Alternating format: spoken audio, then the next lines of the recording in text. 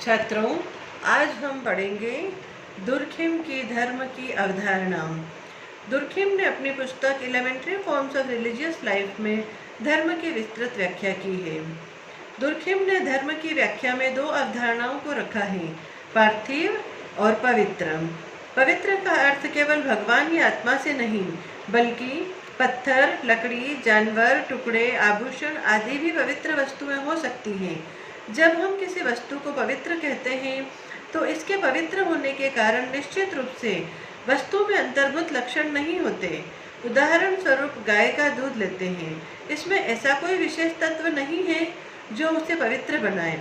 यह तो व्यक्तियों की इन वस्तुओं के प्रति सम्मानजनक दृष्टिकोण है जो उसे पवित्र बना देती है।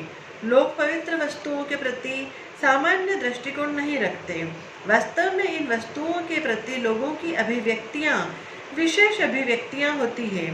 इसी प्रकार जो वस्तुएं पवित्र नहीं हैं वे पार्थिव हैं। पवित्र न होने के बावजूद पार्थिव वस्तुओं की उपयोगिता अधिक है।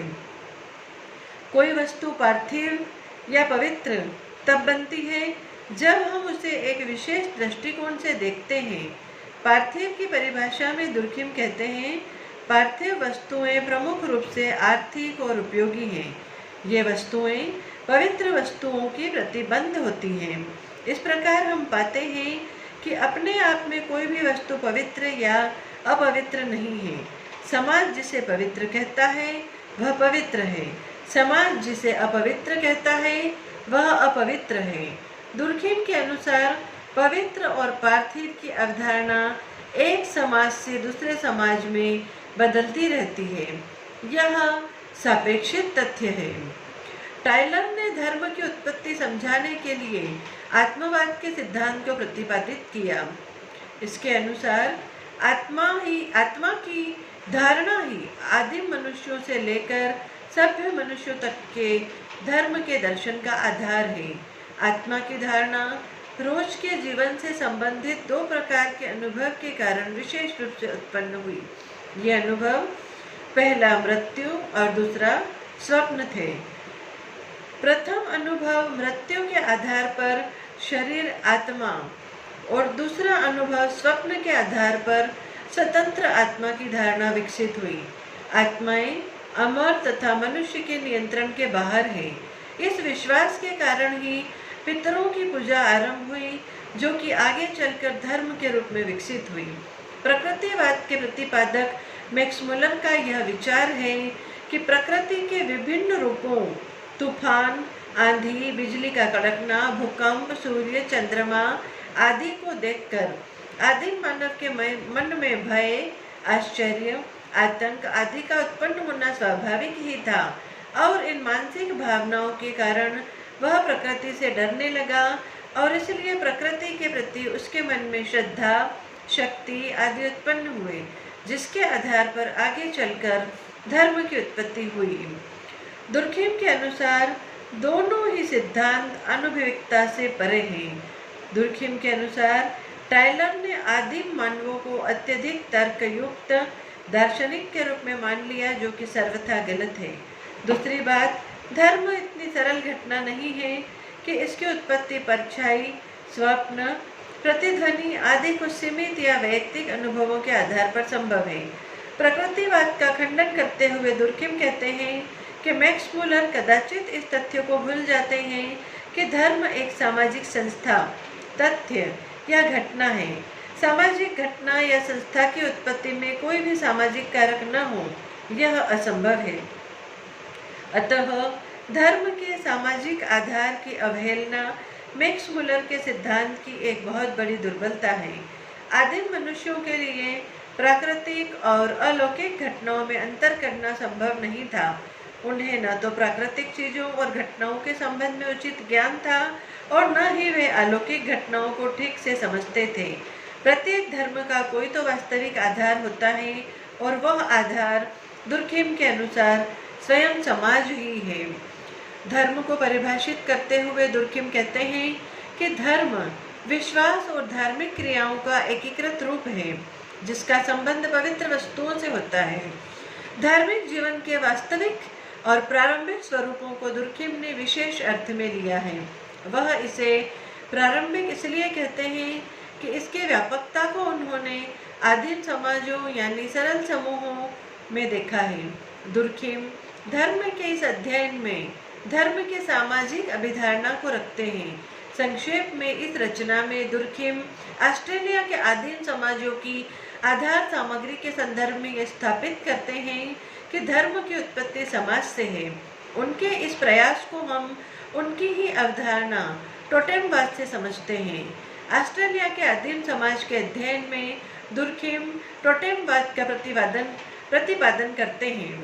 दुर्खिम मानते हैं कि धर्म के उद्विकास में टोटेमवाद प्राथमिक है और इसी कारण यह सबसे अधिक सरल है। टोटेमवाद को दुर्खिम दुनिया का प्रथम और मौलिक धर्म मानते हैं। दुर्खिम कहते हैं कि ऑस्ट्रेलिया में ही नहीं वरन दुनिया भर के धर्मों में टोटेमवाद का कोई न कोई रूप अवश्य देखने को मिलता है। इसीलिए धर्म के अध्ययन में कई धर्मों की व्याख्या करने के बजाय एक धर्म का अध्ययन पर्याप्त है। टोटेमवाद की व्याख्या के लिए दुर्खिम गोत्र और टोटेम दोनों को एक साथ लेकर चलते हैं। गोत्र एक सवंशी समूह है। यह सामान्यतः सजातीय बंधुओं का समरक्तीय समूह होता है। यह एक पक्षी होता है और इसके सदस्य एक ही पूर्वज के संतान होते हैं। यह पूर्वज मानव, पशु, पक्षी, पेड़ पौधा कुछ भी हो सकते हैं। पूर्वज के इस प्रतीक के रूप की मान्यता ही टोटेम होता है। ऑस्ट्रेलिया का आदिम समाज कई गोत्रों में विभाजित है। प्रत्येक गोत्र का एक अपना टोटम होता है। इस प्रकार प्रत्येक गोत्र का एक स्वायत्त समूह है। एक गोत्र दूसरे गोत्र के टोटम को नहीं मानता, लेकिन इसका सम्मान अवश्य करता है।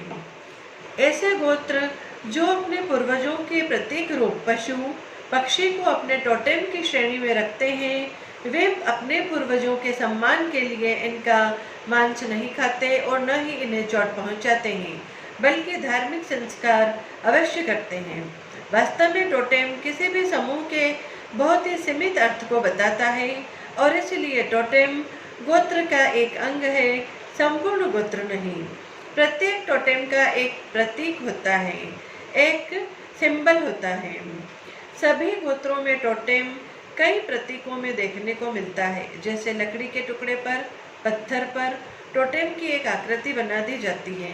उन सामान्य वस्तुओं को जिन्हें टोटेम के रूप में स्वीकार कर प्रतीक रूप में आकृति बना दी जाती है, ये आदिवासी चूरिंग कहते हैं। ये चूरिंग एक झंडे के समान ही संपूर्ण आदिम समाज की प्रतिष्ठा का प्रतीक होते हैं।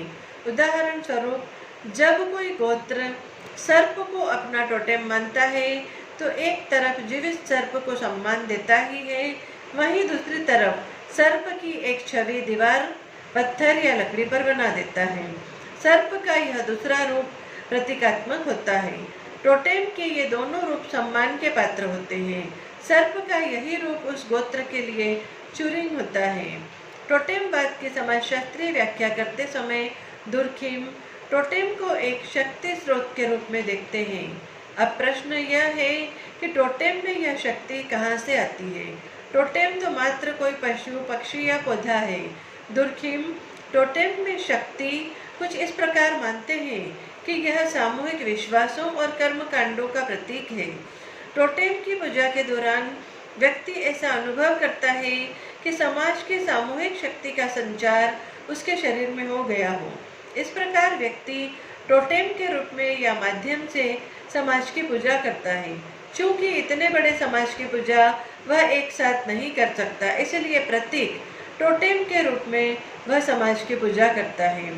दुर्खिम सामूहिक पूजा की अनिवार्यता पर बल देते हुए कहते हैं कि इससे सामाजिक सुदृढ़ता बढ़ती है। लोग एकजुट होते हैं तो उनमें एकता की भावना आती है।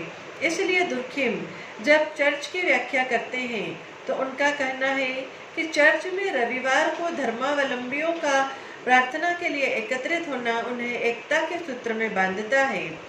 इसी कारण धर्म एक नैतिक समुदाय के निर्माण में अपना निश्चित योगदान करता है। छात्रों, अब हम पढ़ेंगे मूल्यांकन। दुर्खिम के धर्म के सिद्धांत का मूल्यांकन। समाजशास्त्रीय ज्ञान के क्षेत्र में दुर्खेम ने जो अभूतपूर्व योगदान दिया है, उसी के कारण उन्हें आधुनिक समाजशास्त्र का संस्थापक कहा जाता है। दुर्खेम प्रथम समाजशास्त्री हैं जिन्होंने समाजशास्त्र का विषय वस्तु दुनिया के समक्ष प्रस्तुत किया तथा जिसके माध्यम से सामाजिक घटनाओं के विश्लेषण तथा निरूपण में सामाजिक कारकों के महत्व को स्पष्ट किया, जो आज के विचारकों की विचारधाराओं का एक महत्वपूर्ण अंग बन गया है। दुर्खेम का सामूहिक चेतना का सिद्धांत, श्रम विभाजन का सिद्धांत, धर्म का सामाजिक सिद्धांत, आत्महत्या का सिद्धांत आदि समाजशास्त्रीय अनुसंधान के क्षेत्र में अपना निजी महत्व रखते हैं और अनेक समाजशास्त्रीय समस्याओं का वैज्ञानिक उत्तर प्रस्तुत करते हैं। अपने इस योगदान के बावजूद दुर्खेम त्रुटियों से परे नहीं है। समय समय पर विभिन्न आलोचकों ने इनकी कार्यपद्धति का अध्ययन करके इनकी आलोचना की है। अलेक्जेंडर गोल्डेनविजर तथा अन्य विद्वानों ने दुर्खेम के धर्म के सिद्धांत की आलोचना करते हुए लिखा है कि दुर्खेम का यह कथन कि टोटेमवाद धर्म का सर्वप्रथम आधार है, गलत है। विभिन्न जनजातीय समाजों का अध्ययन इस बात की पुष्टि नहीं करता है। आदिवासी समाजों में धर्म और टोटेम अपना अपना पृथक अस्तित्व रखते हैं। गोत्र और टोटेम दोनों ही टोटेमवाद के अनिवार्य तत्व हैं, परंतु धर्म में इन दोनों का ही अभाव होता है। अगर धर्म का आधार टोटेमवाद ही होता तो अब तक ये दोनों घुल मिलकर एक हो गए होते। केवल पवित्र और प्रोफेन इन दो धारणाओं पर धर्म को समझा या समझाया नहीं जा सकता। इस प्रकार का भेदभाव आदिम समाजों में तो दिख सकता है, लेकिन आधुनिक समाज में नितांत मुश्किल है। धर्म की उत्पत्ति में सामाजिक कारक तो महत्वपूर्ण है, इस बात को कोई अस्वीकार नहीं करेगा, परंतु यह कहना उचित और वैज्ञानिक न होगा कि धर्म की उत्पत्ति में समाज ही एकमात्र कारक है। एडमंड लीच ने दो ध्रुवीय वर्गीकरण पवित्र और प्रोफेन की उपयोगिता पर प्रश्न चिन्ह लगाते हुए कहा है कि यह प्रासंगिक तभी हो सकता है जब इसका वर्गीकरण सही ढंग से हो।